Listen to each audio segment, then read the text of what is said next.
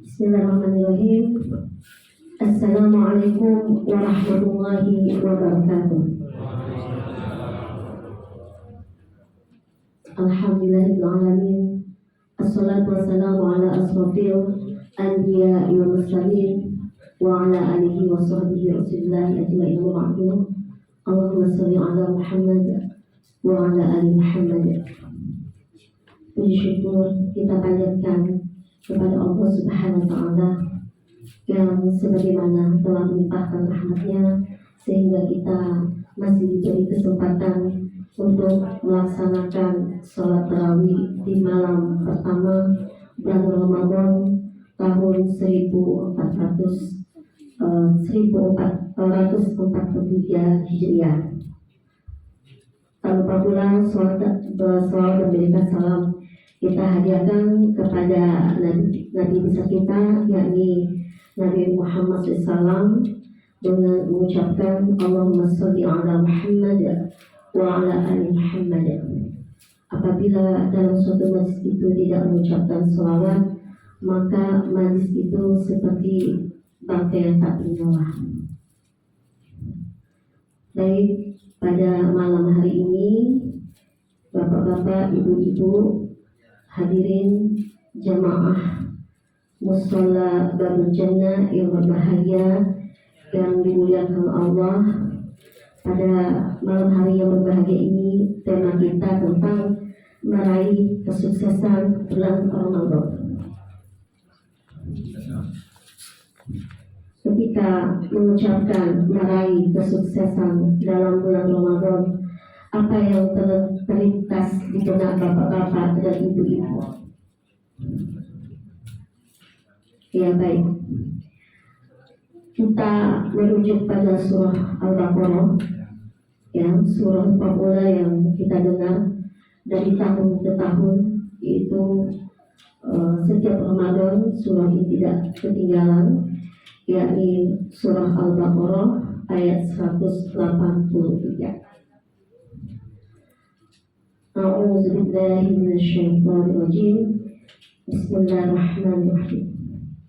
Ya ayyuhalladzina amanu, wahai orang-orang yang beriman, kutiba alaikumusiyam, diwajibkan kepada kalian untuk melaksanakan puasa, kama kutiba alal ladzina min qablikum, sebagaimana yang telah diwajibkan kepada orang-orang sebelum kalian, la'allakum tattaqun, agar kalian menjadi orang-orang yang bertakwa.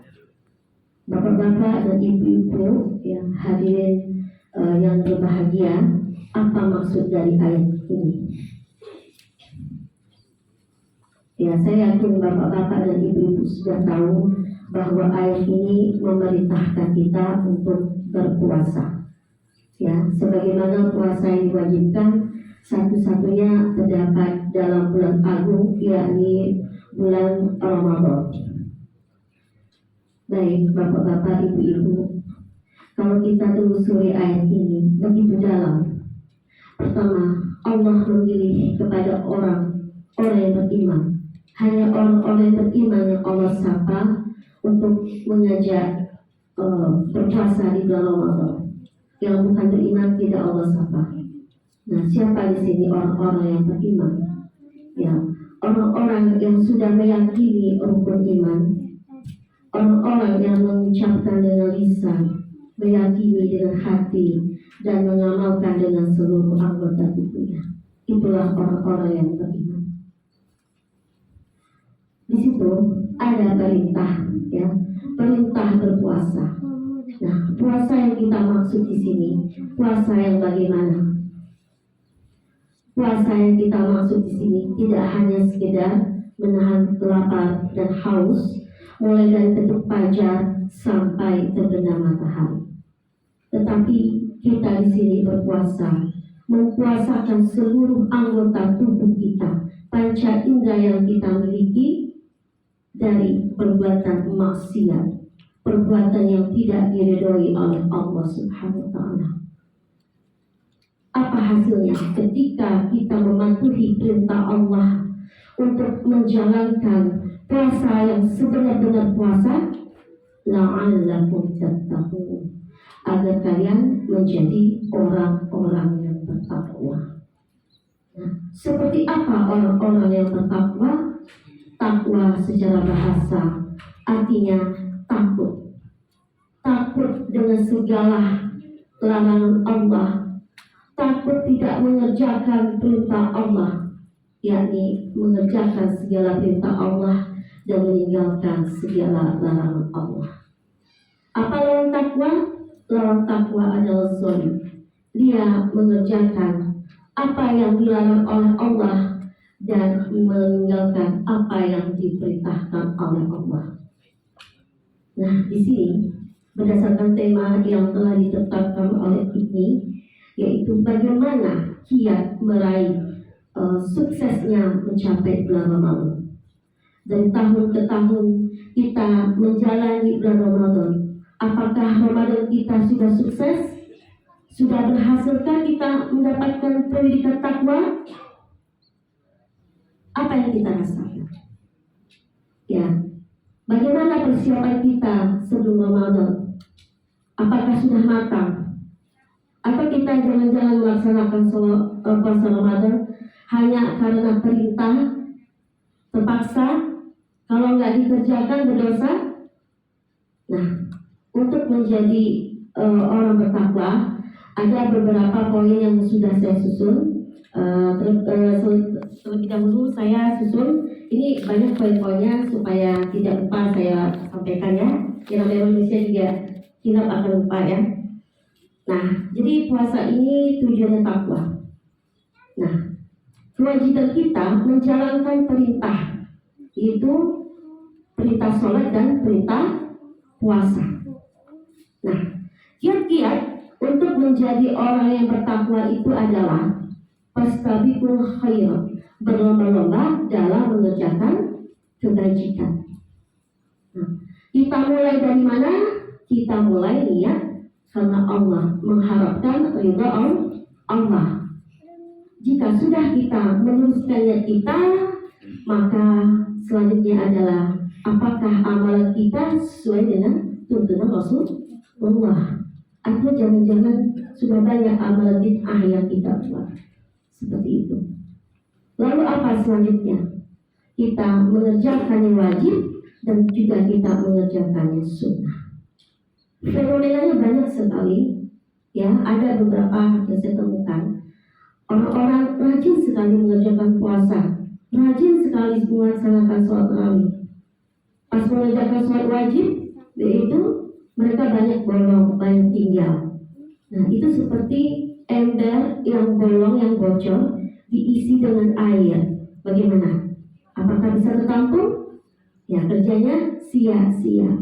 Maka kita dituntut mengerjakan yang wajib, tidak boleh kita tinggalkan. Maka kita dianjurkan untuk memperbanyak amalan sunnah. Ya. Mumpung di awal Ramadan, Allah masih memberikan kita nyawa. Sebelum Ramadan, bapak-bapak, ibu-ibu berziarah ke kubur. Apa gunanya berziarah ke kubur? Apakah hanya sekedar membersihkan kubur? Kita merenungi, ya, betapa bersyukurnya kita. Allah masih mengizinkan kita untuk dapat, ya, menjalankan ibadah Ramadan. Sedangkan orang-orang yang terdahulu yang mendahului kita mati, mereka ingin sekali berjumpa dengan Ramadan walaupun sebentar. Maka kita yang masih hidup ini, yang masih diberi kesempatan untuk menjalankan amalan-amalan Ramadan, maka kita kerjakan amal itu dengan sebaik-baiknya. Apa bisa dijamin nantinya kita akan jumpa dengan Ramadan yang akan datang? Begitu banyak orang yang Allah ambil nyawanya sebelum memasuki bulan Ramadan, beberapa hari menjelang Ramadan. Mumpung kita masih sehat, masih diberi kesempatan untuk melaksanakan ibadah-ibadah Ramadan, maka kita laksanakan ibadah ini dengan semaksimal mungkin, dengan semaksimal kemampuan kita, itu baik fisik kita maupun psikis kita. Nah, apa-apa saja yang perlu kita persiapkan untuk meraih prestasi Ramadan? Ya, prestasi menjadi orang yang bertakwa, pertama luruskan niat. Banyak orang baru masuk Ramadan pertama atau awal Ramadan posting lagi baca Quran, lagi taraweh, lagi buka puasa. Yang tadinya niat puasanya amal ibadahnya buat siapa? Buat Allah apa buat manusia? Ya, kalau niatnya ridho, dia tidak akan pamer, dia tidak akan ujub. Ya, jangan gara-gara dosa perbuatan hati, gara-gara kita bangga dengan amal kita lalu kita banggakan ke orang lain, ya maka disitulah amal kita tidak diterima menjadi amal yang sia-sia. Nah, kebanyakan pada bulan Ramadan, ya orang banyak menyia-nyiakan waktu, habis subuh maraton atau tidur seharian, ya tidur seharian dari mulai terbit fajar sampai terbenam matahari. Atau setelah sholat asar jalan lanjut ngabuburit, ya setelah ngabuburit buka puasa bareng. Akhirnya apa?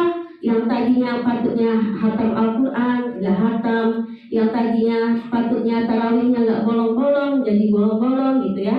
Nah, jadi banyak masalah-masalah yang terjadi yang menjadi tradisi yang dianggap biasa. Nah, untuk kedepannya kita perbaiki lagi. Ramadan boleh kita mengerjakan kegiatan-kegiatan dunia, tapi jangan sampai melalaikan kegiatan yang bersifat akhirat. Contohnya, kita terlalu menguras fisik kita, waktu kita untuk bekerja, sampai-sampai Ramadan terlewati begitu saja, hanya mengerjakan yang wajib-wajib saja, seperti itu. Lalu, ya kita dituntut untuk meninggalkan maksiat tadi, seperti puasa seluruh anggota tubuh. Umpamanya ini, kita lagi puasa, ya berusaha untuk berpuasa, niatnya lurus, nggak taunya tiba-tiba ngumpul, setan menggoda, tiba-tiba gibah, gosipin ini, gosipin itu. Lama-lama udah gosipin orang sekian banyak, udah banyak dosa, lalu baru sadar, astagfirullah, tadi saya ngomong ini, ngomong itu. Jadi rusak amal pahala. Jadi kita hindari yang namanya ngumpul-ngumpul gak jelas. Jadi kita isi waktu kita dengan hal-hal yang positif, dengan memperbanyak membaca Al-Quran, yang mengurangi baca status atau media sosial, hal-hal yang gak penting. Tahan dulu selama bulan Ramadan, sabar, ya. Baik. Lalu selanjutnya apalagi memperbanyak istighfar. Mumpung bulan Ramadan itu adalah bulan penuh ampunan, bulan maghfirah. Ya, mari memperbanyak istighfar, ya, menjauhi segala larangannya. Karena kita setiap hari tidak terlepas dari namanya dosa, maka kita memperbanyak istighfar. Selanjutnya kita targetkan baca Al-Quran minimal ya 1 kali hatam. Kalau bisa 5 kali hatam dalam sebulan, masya Allah luar biasa sekali. Bagaimana cara dia memanage waktu sehingga dia bisa menghatamkan Al-Quran. Pokoknya dia nggak bisa menghatamkan Al-Quran, minimal setiap hari itu baca Al-Qurannya nggak tinggal. Jadi perlahan-lahan, ya. Membaca Al-Quran itu secara taktil. Jangan membaca Al-Quran target hatam 30 juz, bacanya cepat-cepat, panjang pendeknya nggak diperhatikan, dengungnya nggak diperhatikan. Jadi usahakan membaca Al-Quran itu dengan tartil agar bernilai pahala, bukan mendapat dosa, ya. Nah, selanjutnya perbanyak zikir. Umpamanya siap sholat wajib, zikir, jangan langsung pergi. Pagi zikir, sore zikir, itu zikir yang paling minimal. Ya, jangan tinggalkan zikir. Lalu bagi orang-orang yang Allah beri rezeki lebih, usahakan umroh di bulan Ramadan. Kenapa? Faedahnya, manfaatnya, pahalanya sama seperti ibadah haji, masya Allah. Jadi kalau ada rezeki berlebih, ya Allah titipkan, maka usahakan umroh di bulan Ramadan. Ya, mumpung Allah ngasih kesempatan. Lalu apalagi memperbanyak doa. Jadi memperbanyak doa ini ya ketika kita puasa, antara azan dan iqomah, ketika mau waktu sahur, apalagi waktu-waktu mustajab, ketika mau berbuka puasa. Banyak lagi waktu-waktu yang dijabahkan berdoa. Jadi kita minta ampun ya, agar kita bisa bertemu dengan Ramadan berikutnya dan kita bisa mendapatkan syafaat malam Lailatul Qadar. Lalu apa lagi ya? Nah, sholat sunnah jangan ditinggalkan ya. Sholat sunnah itu bisa berbentuk qiyamul lail. Nah, qiyamul lail siang ini kita sholat tarawih, witir, itu disebut dengan qiyamul lail. Sholat yang dilaksanakan setelah sholat isya, lalu nanti dilanjutkan dengan sholat tahajud ya, seperti itu. Lalu paginya kita laksanakan sholat duha. Jadi duhanya jangan tinggal ya. Lalu sholat rawatib ya, qobliyah ba'diyahnya jangan sampai tinggal. Lalu apa lagi? Zakat ya, zakat fitrah itu wajib. Nah, terutama itu sedekah. Sedekah jangan tinggal, tiap hari, tiap malam usahakan mumpung masih Ramadan kita berlomba-lomba dalam kebaikan. Selanjutnya apa lagi? Memperbanyak istighfar udah. Nah, 10 terakhir Ramadan kita dianjurkan untuk beriktikaf. Tujuannya apa? Agar kita bisa mendapatkan malam Lailatul Qadar. Nah, jadi malam Lailatul Qadar itu terdapat pada malam-malam ganjil. Maka kita diminta untuk bisa melaksanakan iktikaf di masjid ya, dengan memperbanyak zikir, sholat sunnah, lalu memperbanyak istighfar. Selanjutnya, nah kita targetnya ini pada malam nuzul Quran. Nah, ketika malam nuzul Quran kita merenung. Ya, kenapa bulan Ramadan itu diagung-agungkan? Karena malam Ramadan itu adalah malamnya turunnya Al-Quran. Nah, di sanalah agungnya Al-Quran. Ketika kita memperingati nuzul Quran, tidak hanya serta-merta seremonial, tidak sekedar acara makan-makan, tetapi kita merenungi apa itu hakikat Al-Quran, ya, apa fungsi Al-Quran, sudah sejauh mana saya sudah membaca Al-Quran, sudah sejauh mana saya mengamalkan Al-Quran, sudah sejauh mana saya mentadaburi, ya, mendalami makna dan kandungan Al-Quran. Seperti itu ya, Ibu. Nah, jadi yang kita tunggu-tunggu adalah malam Lailatul Qadar, ya, malam kemuliaan 1000 bulan. Nah, itulah tujuan kita untuk mempersiapkan agar kita bisa mendapatkan malam Lailatul Qadar. Tujuannya apa? Agar kita bisa mendapatkan ampunan dari Allah. Dan ketika malam-malam Lailatul Qadar atau malam ganjil, ya, kita diupayakan untuk berdoa, ya, Allahumma innaka afun tuhibbul afwa fa'fu anni. Kita mohon minta ampun ya pada malam-malam ganjil. Selanjutnya, lalu apa? Kita bermohon minta kepada Allah agar kita bisa mendapatkan malam Lailatul Qadar. Jadi doanya dari sekarang, bukan umpamanya kita malas-malasan 20 awal, tiba-tiba pas 10 terakhir kita baru sibuk untuk mendapatkan malam Lailatul Qadar. Jadi siapa yang berhak bisa mendapatkan malam Lailatul Qadar? Orang yang menghidupkan bulan Ramadan dari awal sampai akhir. Maka ketika dia mendapatkan malam Lailatul Qadar, maka dia mendapatkan predikat takwa. Dan harapannya ke depan setelah Ramadan, ya, kita tetap seperti bulan Ramadan, Al-Quran yang gak tinggal, sholat sunnahnya gak tinggal, sedekahnya gak tinggal, sampai kita bertemu Ramadan berikutnya yang insya Allah izinkan umur kita sampai pada bulan Ramadan berikutnya. Nah, semoga kita mendapat predikat takwa, menjadi hamba-hamba yang diampuni dosa-dosanya oleh Allah Subhanahu wa Ta'ala. Baik, Bapak-bapak, mungkin itu